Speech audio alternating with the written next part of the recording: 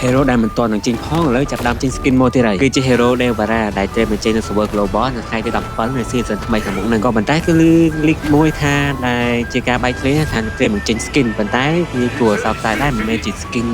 LNY ហ្នឹងទេគឺជា skin បិស្ដាយដែរអញ្ចឹងណាពួកឯងយើងរងចាំ skin នោះយូរហើយតាំងពីអត់ទាន់មាន hero នៅ server global ណាឥឡូវចាប់ដើមមានហើយតែគេអត់ទាន់បានបញ្ចេញទៀតគេចាប់ដើមចេញ skin ពី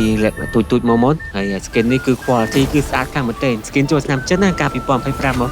គ្រប់គ្នាចង់បានណាឃើញថា skin ហ្នឹងគឺស្អាតជាងគេមកតែដោយសារការហ្នឹងអត់មាន hero នៅ server global អញ្ចឹងក៏ skin ហ្នឹងក៏អត់បានចេញដែរឥឡូវចាប់ដើមមានហើយអញ្ចឹងសង្ឃឹមថាឆាប់ហ្នឹងចុះកុំឲ្យដូច hero ម៉ាននោះចេញមកហាក់មិនចេញ skin គ្នាសោះចេញហើយស្ងាត់ឈឹងហើយបែរ skill effect គឺខ្ញុំស្រឡាញ់ហ្នឹងគឺវាពណ៌ស្វាយនិងពណ៌រៀងលឿងណាពីពណ៌ហ្នឹងមើលទៅឃើញស្អាតគឺលយខ្លាំងហ្មងគឺមាន skill effect គឺមកចេញមកដូចយើងអីគេហ្នឹងខៅគេ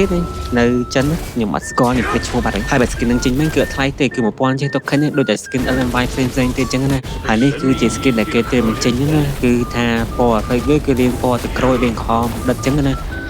វាមានអីវាស្អាតម្យ៉ាងតែវាមានការជុំមានអីអញ្ចឹងណាតែហ្នឹងគឺជា skin epic អញ្ចឹងវារៀងថោកដែរមិនដឹងថាគេ free ឬក៏គេដាក់លក់អីខ្ញុំមិនដឹងដែរជុំមានរងចាំមើល skin ហ្នឹងចេញសិនទេខ្ញុំចាំមើលតែពេលតែ skin ហ្នឹងចេញខ្ញុំអាប់ដេតព័ត៌មានជូនអ្នកនរគ្នាបន្ថែមទៀត